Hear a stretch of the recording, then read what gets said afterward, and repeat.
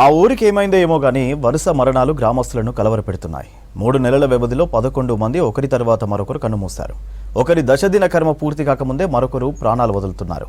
ఊరికి కీడు సోకిందని భయపడిన జనం ఇటీవల ఓ రోజు ఇండ్లను వదిలేశారు. కుటుంబ సభ్యులతో కలిసి ఊరి బయట వంటలు చేసుకుని పొద్దంతా అక్కడే గడిపారు. అయినా ఊరిలో మరణాల మిస్టరీ వీడడం లేదు.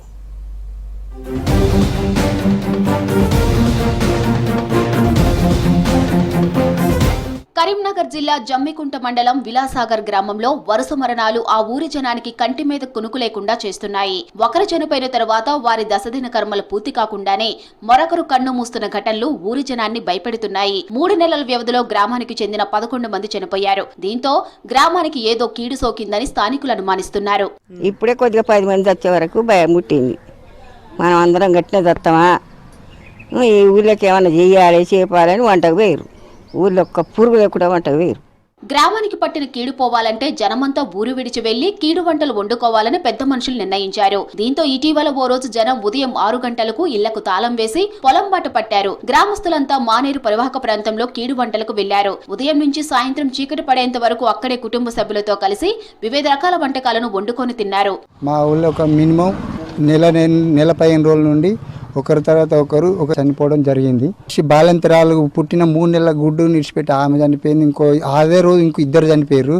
మళ్ళీ ప్లస్ మొన్నటిదాకా ఒకరు చచ్చిపోయారు. మా ఊరు పురోహిత అయ్యగారులు కూడా కీడు వంటలు పోవాలని చెప్తే కీడు వంటలు పోవాల్సిన తెల్లారి మళ్ళీ నిన్ననే 3 డేస్ మళ్ళీ చనిపోయారు.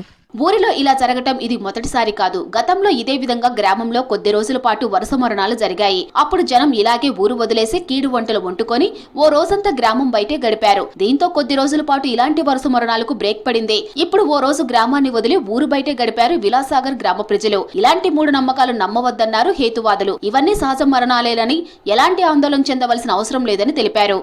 ఏం జరిగింది తెలుస్తలేదు. అది ఇప్పుడు వాళ్ళు చనిపోయే వరకు భయంగా ఉన్నారు. తాపకు దినాలు వెళ్ళక ముందే వాళ్ళు చనిపోతారు. కీడు వంటలు వినాక చూద్దాం మళ్ళీ ఆయన చనిపోయాను. ఏం డౌట్ అంటే ఇక అది ఏ డౌట్ అన్నది అర్థమైతే లేదు. వాణిజ్య కేంద్రమైన జమ్మికుంట పట్టణానికి 6 కిలోమీటర్ల దూరంలోని విలాసాగర్ గ్రామంలో 3000 మంది జనాభా ఉంది. ఇంతమంది జనాభా ఉన్న ఊరిలో మరణాలు అడపాదడపాడు జరగడం సహజమే. గత డిసెంబర్ నుంచి జరిగిన మరణాలు చూస్తే తక్కువ వ్యవధిలోనే గ్రామంలో పలువురు మృత్యువాత పడ్డాని జనం కీడుగా భావిస్తున్నారు. ఊరందరూ యూత్ కావాలని అందరూ భయపడతాం. ఎవరన్నా వాళ్ళ పనినిత్యం జమ్ముకుంటూ పోయి పని చేసుకుని వచ్చినా కూడా పొద్దుగానే రావాల్సి వస్తుంది. 7 గంటల 8 గంటల సుమారులోనూ వాళ్ళు ఇంటికి వచ్చి వాళ్ళ ఇంట్లో భయపడకుండా చూసుకుని అనుకుంటున్నాను అన్నట్టు.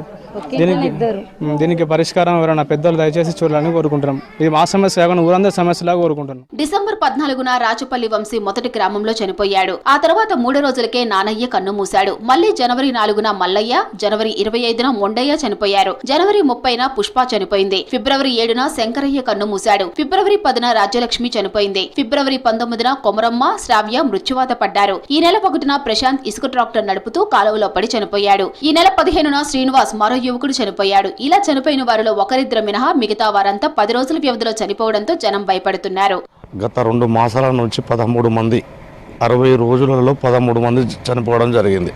దాని గురించి ఒక రోజు 13వ తారీఖున ఒక రోజు గ్రామం వదిలి తెల్లవారుజామున 5:30కు గ్రామం వదిలి వెళ్ళడం జరిగింది. మళ్ళీ సాయంత్రం 6:30కు ఊరికి ఎంట్రన్స్లో వచ్చాం.